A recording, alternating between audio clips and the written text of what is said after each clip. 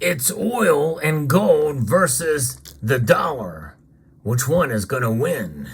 We'll find out as we explore.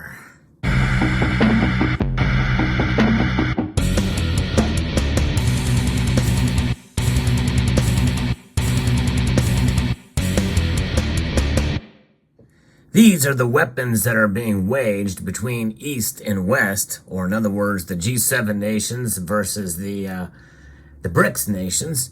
And it's sort of a Cold War, I guess you would say. These nations will be meeting on August the 22nd through the 23rd down there in Johannesburg, South Africa. And they are essentially going to try their best, I believe, to fabricate some sort of new system.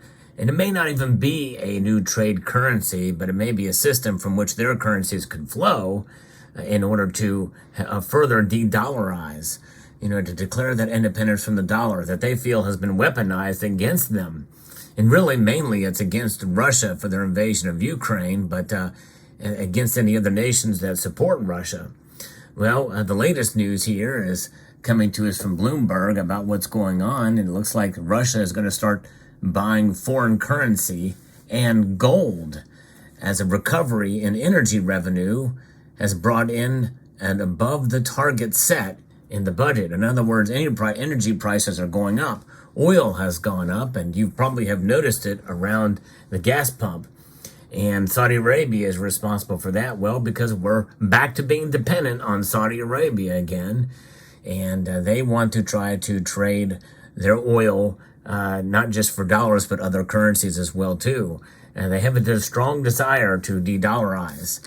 And what's going on with the dollar right now? Well, the latest reports are now that we may continue to see above 3% inflation when these numbers come out soon.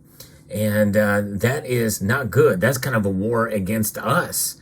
That's right, a war against your own citizens when you not necessarily weaponize a dollar, but you destroy its value over the long course of time.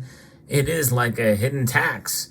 And, so we have to fight and claw our way to try to survive and because the dollar is worth less and less each year. In fact, since December 1913, when this thing became a Federal Reserve note, and before that it was a United States note, and it's lost about 99% of its value from that point on to today.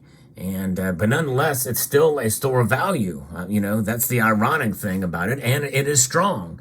Another form of irony, it is the strongest of all the currencies out there. So we use it to our advantage here in the United States. And obviously, there's certain factors in terms of human rights and invasions and the like where it can be used as a weapon, and that's exactly what's happening today. Whether you agree or not with the war in Ukraine, one thing is for sure, it has crippled Russia at least somewhat. However, they are actually doing quite well right now. According to this latest report from Bloomberg, the finance ministry said that it will purchase 40.5 billion rubles during the August 7th and September 6th period.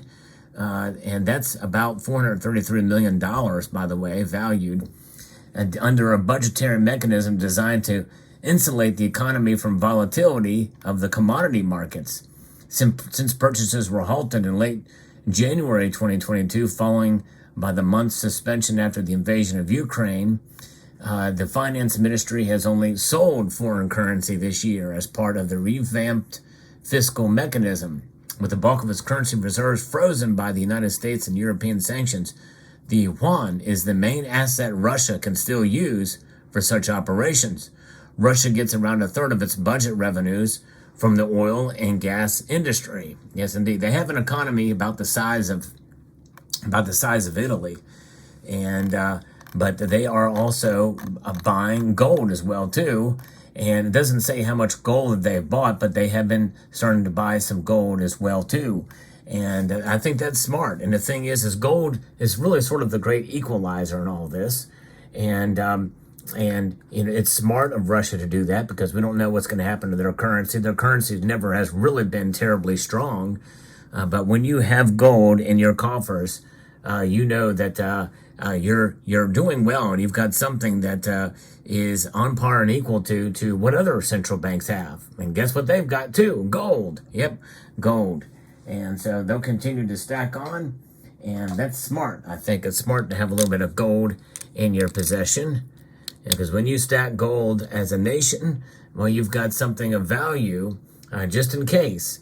And no matter what your philosophy is, no matter what your system of government is, you can be, the poorest nation, but if you have a little bit of gold in your portfolio, you can always sell that to help your nation. In fact, many nations have done that. I've reported that on this channel many times.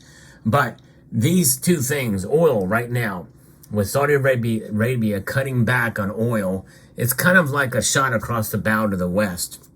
And in the United States in particular, we are seeing now higher gold prices. They are going up. And they will continue to go up, I think, through the summer as this has come into play. And that's enriching, by the way, with these higher oil prices, that's enriching Russia. And so Saudi Arabia is taking part in that with oil. Gold, again, being the great equalizer, the more gold a nation has means they can fund their war machine, or they can fund whatever initiatives that they want that are anti-Western and what have you. And make no mistake, there is a greater divide than ever before between these BRICS nations and the G7 and Western nations. And I think this is why it's important to pay attention to what happens at the BRICS summit this year. Even though a gold-backed currency will not be announced, as you've heard me talk about in prior videos, likely they will discuss it, and they will discuss it in greater detail, and maybe even start to really fully, set up some sort of standard from which a foundation of this thing can occur. And maybe by this time next year, for the next summit, they may be able to announce something that comes into play. The world could be a very different place then, by the way, because again, you also have China and the geopolitics that are really, really coming to the front and center. In fact, there's recent reports of Chinese and Russian maneuvers happening off the coast of Alaska, and that has gone largely undetected by this current administration. And you also have, again, threats on Taiwan. And if there's moves made there, I think they're going to happen probably before the presidential elections in 2024, depending on how they go. So we'll see. In fact, there's a lot of different factors here that are coming into play. And again, oil and gold, I think right now, are going to be front and center through next year as weapons essentially against the West. But you know what? Gold itself is an inanimate object, just like a gun is. A gun doesn't do anything. It just exists for what it is. It can be used for good and it can be used for evil. The same can be said for gold. In reality, that's really the bottom line here. And so it's incumbent upon us, I think, to understand the history of gold and why it's important for us to hold it in our possession, to be our own central bank. I can't stress that enough. I've done videos on that topic before. In fact, if I remember, I'll try to link one at the end screen of this video to being your own central bank. I think it's so profoundly important. Even if you're the most adamant and ardent silver stacker out there, where silver is your main thing. I've issued a challenge earlier in the year, and I know of at least 2 people that I think that have actually accepted and made and have done well and actually did this and completed the challenge. That I think the most ardent silver stacker should get 1 ounce of gold. And I'll try to remember to link that one at the end screen of this video too. And 1 ounce of gold to have in your stack. Even if you have other fractional pieces like these, there are other, to have 1 ounce of gold in your collection or in your stack, there's nothing like it. There's nothing like the feel of a full ounce in your hand. And so at whatever level, at whatever comfortability you think, I think anybody and everybody can, especially if you're stacking silver or precious metals of any sort, can get 1 ounce of gold. But I think it's a good idea to have it. If central banks are doing it, It's not a bad idea for us to do it as well too.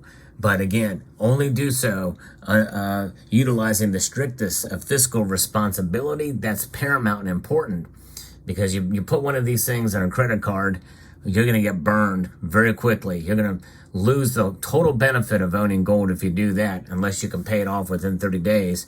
And you can find a really good deal on one where the cash versus credit card price are very, very close or pretty much the same.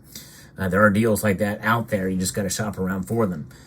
But there you have it. So I am a fan of gold, and I think that even though it's a weapon, it's being weaponized right now, just like the dollar is weaponized, against the East or against really Russia right now for the most part.